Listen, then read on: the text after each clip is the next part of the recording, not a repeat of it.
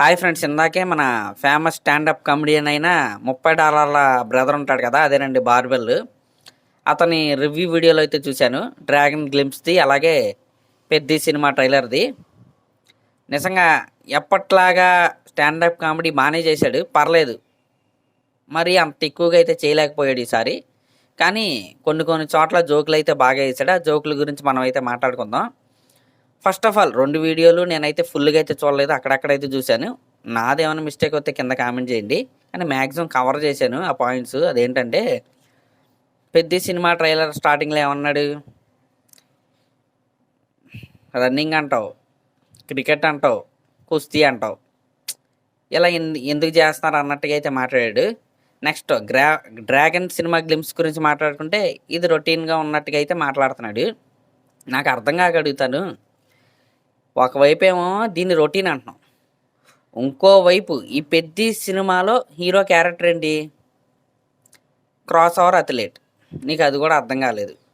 అది పక్కన పెట్టేస్తే, అలాంటి క్యారెక్టర్ ఇప్పటివరకు చూసామా? చూడలేదు. అలాంటి అటెంప్ట్ ఇప్పటివరకు సినిమాల్లో మనం చూసామా? చూడలేదు. కొత్తదనం.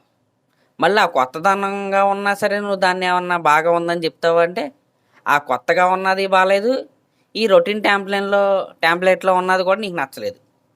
ఇంకేంటి నువ్వు అసలు ఒక ఫిలిం క్రిటిక్వా? కాదు. నీది అసలు actually roasting channel, roasting stand up comedian నువ్వు, అంతే. అసలు ఫిలిం క్రిటిక్వే కాదు నువ్వు. కొత్తదనం కావాలంటావు, ఇక్కడ కొత్తదనం ఉంటే అది నీకు కొత్తగా అనిపిస్తావు, చెత్తగా అనిపిస్తుంది. ఇంక ఇది పక్కన పెడితే, ఈ పెద్ద సినిమా విజయనగరం బ్యాక్డ్రాపు, ఈ విజయనగరం బ్యాక్డ్రాప్ స్టోరీలోకి శివరాజ్ కుమార్ గారిని పెట్టడం అవసరమా? లేకపోతే మొన్నా భయ్య ఎందుకు వచ్చాడు? లేకపోతే నువ్వు వెళ్ళి కూర్చో, నువ్వు వెళ్ళి చెయ్యి. మొన్నా భయ్య రోల్ నువ్వే చేసాయి, శివరాజ్ కుమార్ గారి రోల్ కూడా కుస్తీ నేర్చుకుని నువ్వే చేసాయి. ఇంకా కుదిరితే జాన్వీ కపూర్ గారి రోల్ కూడా చేసాయి. వాళ్ళందరూ దేనికి? పాపం తెలియక పెచ్చోళ్ళుగా బుచ్చిబాబు గారు, ప్రొడ్యూసర్లు వీళ్ళందరూ తెలియక పెట్టుకున్నారులే. తెలియక పాపం నువ్వు ఉన్నావని తెలియక పెట్టుకున్నారు. ఏంటి సినిమాలో కాస్టింగ్ ఎలా చేయాలో కూడా నువ్వే చెప్తావా? నువ్వా చెప్పేది? ఒక స్టాండప్ కమెడియన్వి.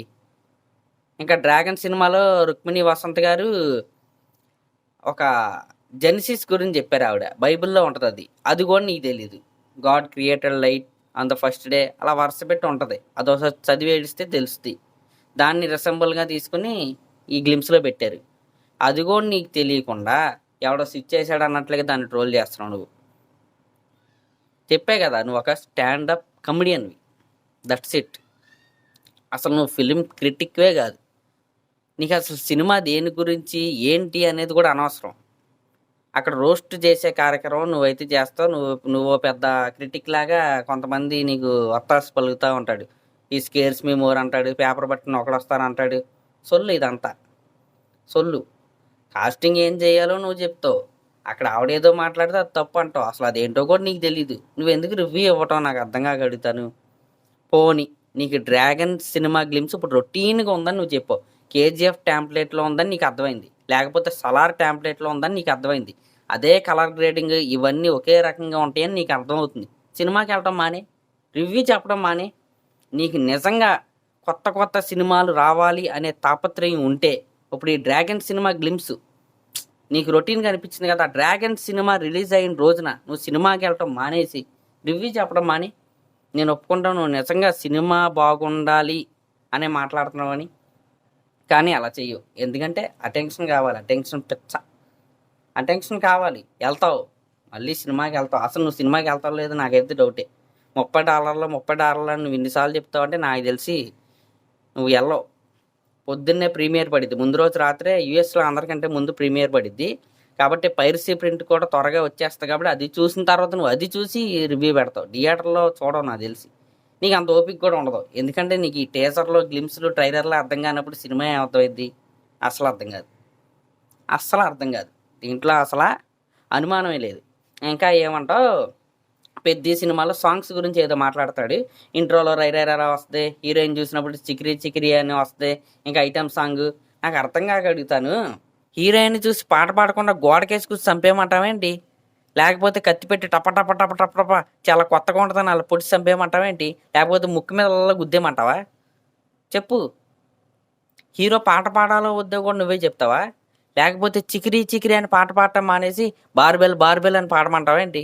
అప్పుడు నీకు నచ్చిద్దేమో. అప్పుడు కొత్తగా ఉందనిపిస్తేమో నీకు. లేదా టప టప టప టప టప హీరోయిన్ పొడిచేసి చికిరి చికిరి అని డ్యాన్స్ చేయకుండా అని డ్యాన్స్ చేయాలేంటి? లేకపోతే నీకులాగా స్టాండప్ కామెడీ చెయ్యాలా? సినిమా అనేది ఒక ఫార్మాట్. నీకు ఈ కమర్షియల్ సినిమా సెట్ అవ్వదు. మళ్ళీ చెప్తున్నా, ఇప్పుడు ఈ పెద్ద సినిమా ట్యాంప్లెట్ నీకు అర్థమైంది.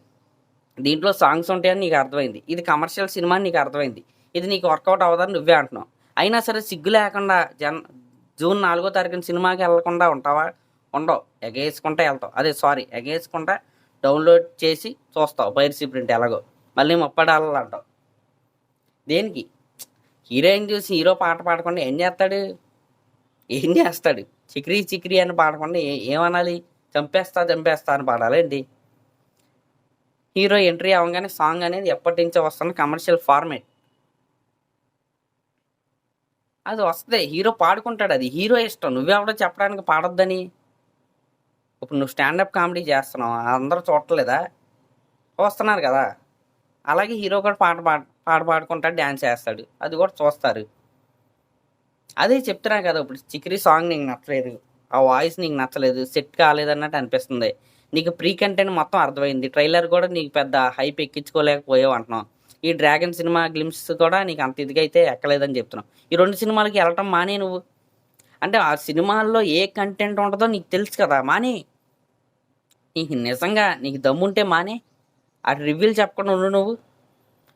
నువ్వే స్టార్ట్ చేయి. ఇండస్ట్రీ బాగు గురించి నువ్వు మాట్లాడుతున్నావు కాబట్టి, సినిమా డెవలప్మెంట్ గురించి నువ్వు మాట్లాడుతున్నావు కాబట్టి, స్టాండప్ కామెడీ చేస్తూ అందరినీ అలరిస్తున్నావు కాబట్టి, ఉద్యమం నీ దగ్గర నుంచే మొదలుపెట్టు.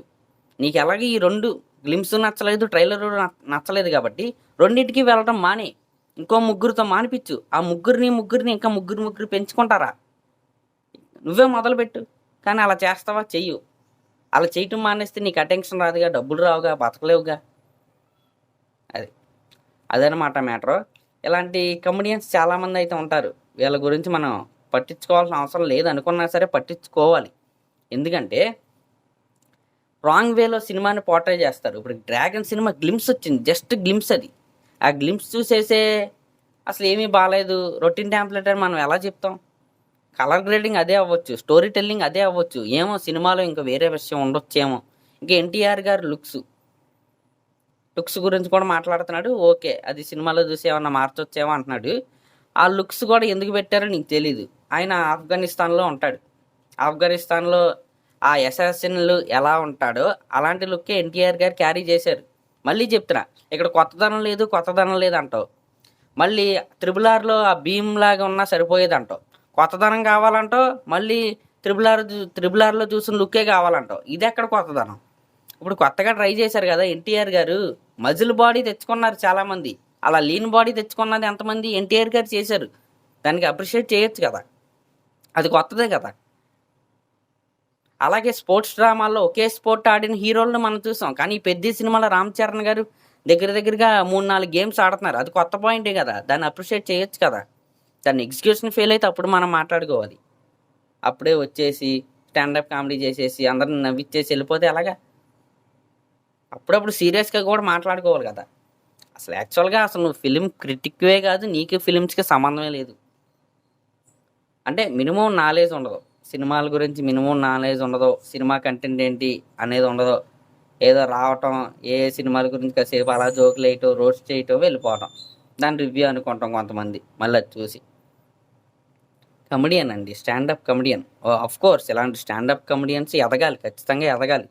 అంటే ఎటువంటి బ్యాక్గ్రౌండ్ మ్యూజిక్లు, క్యారెక్టర్స్ ఇవేమీ లేకుండా ఓన్లీ ఒక్కడే నుంచుని ఇలా నవ్వించడం అనేది ఒక కష్టమైన టాలెంట్. అది అతనికి ఉంది, అది ఎంకరేజ్ చేయాలి. కానీ అది అప్పుడప్పుడు ఆ కామెడీ కాస్త మితిమీరకూడదు కదా. ఎందుకంటే అసలు ఆ సినిమా గురించి అసలు ఏంటి, నాకు చాలా నవ్వు వచ్చింది. ట్రోల్ చేస్తున్నాడు. అది బైబిల్లో ఉండేదే, జెనసిస్. ఒకసారి చూడండి, మీరు సెర్చ్ చేయండి. నేను అది యాక్చువల్గా ఫస్ట్ అలాగే అనుకున్నాను. దాని తర్వాత అదేంటో తెలుసుకుని దాని గురించి నేనేం మాట్లాడలేదు. ఆవిడ అదే చెప్పింది. దాన్ని అలా రిసెంబుల్ చేసుకుని ప్రశాంత్ నీల్ గారు ఎలివేషన్ ఇచ్చారు. అది బాగుంది. ఎందుకు బాగాలేదు? బాగుంది. ఇంకా స్టోరీ ఎలా రాయాలో ఈడే చెప్తాడు, కాస్టింగ్ ఏం చేయాలో ఈడే చెప్తాడు. ఒక సినిమాది లేకపోతే ఆ $30 ఏదో మేము ఇస్తాం సరదాగా. అలాగో స్టాండప్ కామెడీ ఇన్ని రోజులు చేసి డబ్బులు ఎన్నో కన్నా వచ్చుంటాయి. ఒక సినిమా తీ సరదాగా, పర్ఫెక్ట్ కాస్టింగ్తో, పర్ఫెక్ట్ సాంగ్స్తో, పర్ఫెక్ట్ స్క్రీన్ ప్లేతో, పర్ఫెక్ట్ కొత్తదనంతో తీ. అసలు నీ కొత్తదనం అంటే ఏంటో కూడా మీనింగ్ తెలియదు ఫస్ట్ ఆఫ్ ఆల్. ఇంక కొత్తదనంగా నువ్వేం చేస్తావు, ఏం చేస్తావు? అసలు నాకు ఇంకా కామెడీగా అనిపిస్తుంది ఏంటంటే, మొన్న భయ్య ఎందుకు వచ్చాడు అంటాడేంటి? ఆ క్యారెక్టర్ చేయడానికి వచ్చాడురా బాబు. నువ్వు ఇప్పుడు స్టాండప్ కామెడీ చేయడానికి ఎలా వచ్చావో, ఆ సినిమాలో ఆ క్యారెక్టర్కి డైరెక్టర్ అతను యాప్ట్ అనిపించాడు, పెట్టుకున్నాడు. అసలు డైరెక్టర్ ఏ క్యారెక్టర్కి ఎవరిని పెట్టాలో కూడా నువ్వే చెప్తావా? నువ్వు చెప్తావా? నువ్వు నేను చెప్పాను కదా ఇందాకే, డబల్ రోల్, త్రిబుల్ రోల్ నువ్వు చేసేయి, ఇక్కడికి వచ్చేయి. శివరాజ్ కుమార్ గారి క్యారెక్టర్ నువ్వే చేసేయి, జాన్వీ కపూర్ గారి క్యారెక్టర్ నువ్వే చేసేయి. అందరి క్యారెక్టర్ నువ్వు చేసేస్తే వాళ్ళు ఎవరిని పిలవకుండా ఇంక నిన్నే పెట్టుకుంటారు. ఇంకా స్పోర్ట్స్ డ్రామాలో ఐటమ్ సాంగ్ ఎందుకు ఉండకూడదు? అది గెలిచిన తర్వాత ఎవరు పార్టీలు చేసుకోరా? అది ఆ పార్టీయే ఇది. ఒకటే కమర్షియల్ సినిమాలు ఇవన్నీ ఉంటాయి. కమర్షియల్గానే సినిమా అనేది ఉంటుంది. నీకు ఒకవేళ ఈ కమర్షియల్ ఫార్మేట్ వర్కౌట్ అవ్వదు, నావెల్స్ ఉంటాయి, కొనుక్కో. అసలు థియేటర్ వైపు కూడా నువ్వు రావద్దు. యూట్యూబ్లో ఈ టీజర్లు ట్రైలర్లు నువ్వు చూడొద్దు. నిజంగా నీకు అలాంటిదే కావాలంటే కొన్ని సినిమాలు ఉంటాయి. గాడ్ ఫాదర్ సినిమా ఉంటుంది హాలీవుడ్లో, అలాంటి సినిమాలు చూసుకో. నెంబర్ 1గా పని అయ్యిద్ది.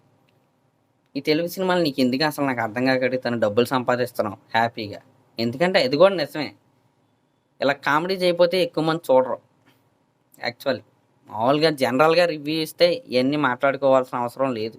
ఏది బాగుంది ఏది బాగాలేదు అక్కడ వరకే. కానీ నువ్వు చేసేది రోస్టింగ్, అది రివ్యూ కాదు. అది నీకు తెలుసు. స్టాండప్ కామెడీ నువ్వు చేసేది, అది నీకు తెలుసు. చూసేవాళ్ళు ఉన్నంతకాలం ఇవి వస్తూనే ఉంటాయి. మరి అదనమాట మ్యాటర్. మరి దీనిపై మీరేమనుకుంటున్నారో కామెంట్ చేయండి. ఇంకెవరన్నా స్టాండప్ కామెడీని చూసి నవ్వుకోవాలనిపిస్తే ఆ వీడియోలు అయితే చూడండి. Thank you.